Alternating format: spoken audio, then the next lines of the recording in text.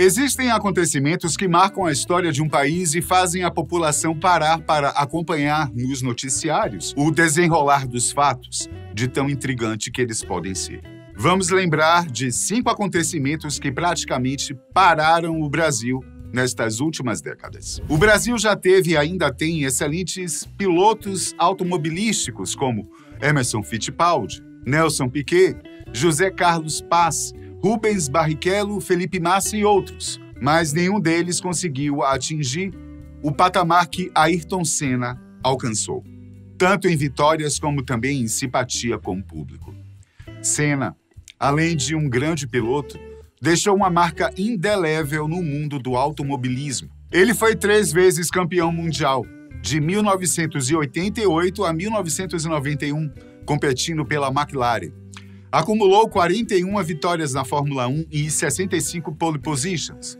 Além das pistas, Senna era conhecido por seu carisma e generosidade. Ele apoiou várias causas beneficentes e ajudou a melhorar a vida de muitas pessoas. Era apaixonado pelo Brasil, ao mesmo tempo que se tornou um herói nacional. Seu sucesso inspirou gerações de brasileiros e uniu o país em torno de sua paixão pelo automobilismo. Mas no dia 1º de maio de 1994, um domingo comum que reuniu muitas famílias e amigos diante da TV, acabou ficando demasiadamente triste. O Brasil inteiro praticamente testemunhou os últimos minutos de Senna, quando ele fazia a curva Tamborello no Grande Prêmio de San Marino. Naquele dia, o país era uma grande família e uma família enlutada pelo filho que perdeu. O mundo todo ficou chocado e o impacto de sua perda ainda é sentido. Porém, seu legado permanece vivo na memória de todos os fãs de automobilismo. Se maio de 94 foi um mês de choros e lamentos, o mês de junho trouxe alguma alegria para o povo brasileiro, que além do automobilismo, tem outra predileção nos esportes e esta é muito maior: futebol. 1994 também foi o ano de Copa do Mundo e o Brasil, como na maioria das Copas que jogou, era um dos prováveis candidatos a sair com título. Realizada nos Estados Unidos, aquela Copa contou com verdadeiros craques no time brazuca, sob o comando do técnico Carlos Alberto Parreira. A seleção brasileira entrou em campo com determinação e talento. O capitão era o incansável Dunga. Em 4 de julho de 94, no dia da independência dos Estados Unidos, o Brasil enfrentou os anfitriões em um jogo crucial. Bebeto marcou o único gol da partida, garantindo a vitória brasileira por 1-0 e a classificação para as quartas de final. A grande final foi contra a Itália, uma partida tensa que terminou em empate após o tempo regulamentar e a prorrogação. A decisão foi para os pênaltis. Taffarel, o goleiro brasileiro, brilhou ao defender 2 pênaltis. Vai que é sua, Taffarel! Roberto Baggio, astro italiano, chutou para fora e o Brasil conquistou o tetracampeonato mundial após 24 anos de espera. A equipe do Tetra contava com nomes como Romário, o artilheiro do torneio, e Bebeto, cuja comemoração de embalar um bebê nos braços ficou marcada na memória de todos. O Brasil retomou sua posição de destaque no futebol mundial, celebrando a conquista do 4º título. A nação inteira se uniu em alegria e orgulho. E o tetracampeonato permanece como um dos momentos mais emocionantes da história esportiva brasileira.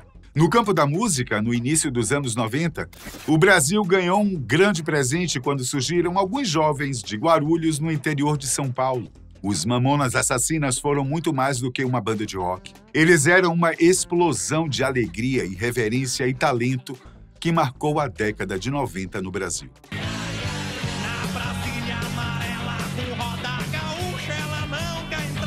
Tudo começou em 1989, quando os irmãos Samuel e Sérgio Reole se uniram a Maurício Inotto, irmão do guitarrista Alberto Inotto, que ficou mais conhecido como Bento Inotto.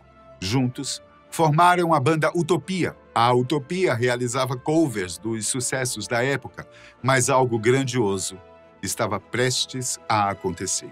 Em 1990, o destino entrou em cena. Alexander Alves, mais conhecido como Dinho, subiu ao palco durante um show da Utopia e cantou a música Sweet Child O' Mine, da banda norte-americana Guns N' Roses. Seu inglês precário não importou. Seu carisma e presença de palco garantiram-lhe o posto de novo vocalista. A Utopia, então, se transformou nos Mamonas Assassinas. A ascensão foi meteórica. Suas músicas com melodia envolvente e letras escrachadas invadiram as rádios brasileiras. Hits como Pelados em Santos, Vira Vira e Robocop Gay conquistaram o país. O rock cômico, misturando sátira e comédia, encontrou sua voz. Os Mamonas não estavam apenas na boca dos jovens, como também no coração de todos que acompanhavam a cena musical nacional. E então, em 2 de março de 1996, o Brasil acordou com uma notícia devastadora. O jatinho dos Mamonas Assassinas bateu na Serra da Cantareira, em São Paulo. Dinho, Júlio Hazek, Bento Inoto, Samuel Rioli e Sérgio Rioli perderam suas vidas. A nação chorou. O rock brasileiro perdeu uma de suas joias mais brilhantes. A alegria se transformou em saudade e o Brasil nunca mais foi o mesmo, musicalmente falando. É até estranho, mas sim. Personagens de uma novela, ou melhor, o capítulo final de uma novela da Globo, Avenida Brasil, fez o país inteiro parar no horário nobre para descobrir o que aconteceria com Carminha, personagem vivida pela excelente atriz Adriana Esteves. Escrita por João Emanuel Carneiro, a novela foi uma das que mais geraram audiência na época. Ela foi transmitida em 2012. Além dos picos de audiência, o final da trama também impactou a movimentação em vias importantes de várias cidades brasileiras, principalmente nas capitais. Levou preocupações às geradoras de energia. Até o Jornal Nacional fez uma matéria inteira dedicada às consequências do final da novela, mostrando o movimento antes, durante e depois da novela. Foi interessante observar avenidas como a Marginal Tietê e Paulista, em São Paulo, quase vazias, em um horário que costuma estar em pontos de engarrafamento. No Rio de Janeiro, os famosos bares da Lapa estavam com seus televisores todos sintonizados na Rede Globo, enquanto suas mesas estavam lotadas de curiosos clientes que assistiram ao grande finale tomando umas geladas e comendo uns bons tiragostos. Em Brasília e Salvador, avenidas costumeiramente movimentadas estavam quase que completamente vazias.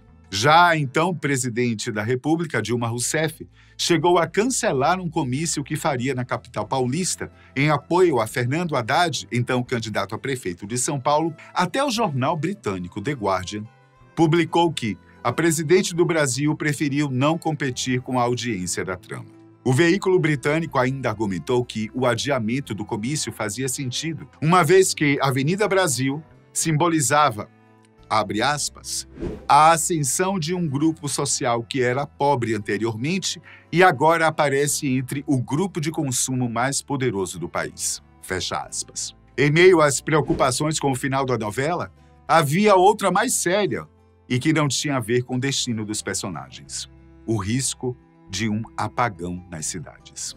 Essa preocupação veio do ONS, Operador Nacional do Sistema Elétrico, que suspeitava que o grande número de televisores ligados ao mesmo tempo, além de outros eletrodomésticos, chuveiros, etc., iria sobrecarregar o sistema e acabar gerando um apagão, especialmente no final da novela.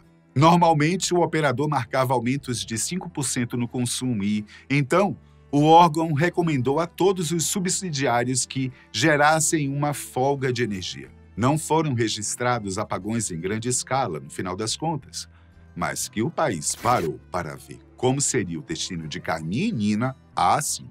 A pandemia do coronavírus, ou Covid-19, já entrou para a história como um evento que parou não só o Brasil, como praticamente o mundo inteiro, na tentativa de reduzir ao máximo a propagação do vírus e a contaminação de pessoas. Aliás, infelizmente, essa pandemia reduziu a população mundial em quase 7 milhões de pessoas, segundo dados apresentados pelo site da Rádio e Televisão da Turquia, TRT. Em 31 de dezembro de 2019, a Organização Mundial da Saúde, a OMS, recebeu alertas sobre vários casos de pneumonia na cidade de Wuhan, província de Hubei, na República Popular da China. Esses casos intrigantes estavam ligados a uma nova cepa de coronavírus que ainda não havia sido identificada em seres humanos. Uma semana depois, em 7 de janeiro de 2020, as autoridades chinesas confirmaram a existência desse novo tipo de coronavírus, que posteriormente foi nomeado SARS-CoV-2. Esse vírus, responsável por causar a doença Covid-19, rapidamente se espalhou pelo mundo. Em 30 de janeiro de 2020, a OMS declarou que o surto do novo coronavírus constituía uma emergência de saúde pública de importância internacional, o mais alto nível de alerta da organização. Essa decisão visava aprimorar a coordenação global para interromper a propagação do vírus. O termo pandemia foi oficialmente adotado em 11 de março de 2020, quando a OMS reconheceu que o SARS-CoV-2 estava se espalhando globalmente. A designação não se refere à gravidade da doença, mas sim à sua distribuição geográfica. A partir desse momento, o mundo inteiro se viu diante de uma crise de saúde sem precedentes. As consequências foram profundas e abrangentes. Países adotaram medidas rigorosas de isolamento e distanciamento social para conter a propagação do vírus. Fronteiras foram fechadas, voos cancelados e cidades inteiras entraram em lockdown. Hospitais e profissionais de saúde enfrentaram uma demanda nunca vista antes. Leitos de UTI foram ocupados e a busca por equipamentos de proteção individual se tornou urgente. Setores como turismo, comércio e indústria sofreram impactos significativos. Milhões de empregos foram perdidos. Empresas fecharam e a economia global desacelerou. A corrida pela vacina contra a Covid-19 mobilizou cientistas, empresas farmacêuticas e governos. O desenvolvimento e a distribuição de vacinas se tornaram prioridade. O mundo chorou a perda de entes queridos. A solidariedade entre nações e comunidades se fortaleceu com esforços conjuntos para enfrentar a pandemia. Hoje, após anos de desafios, o Brasil e o mundo continuam a lutar contra a Covid-19. A pandemia nos ensinou a valorizar a saúde, a ciência e a resiliência humana. E, enquanto buscamos a recuperação, lembramos daqueles que perdemos e celebramos os heróis que enfrentaram essa batalha incansavelmente. Parabéns aos profissionais da saúde.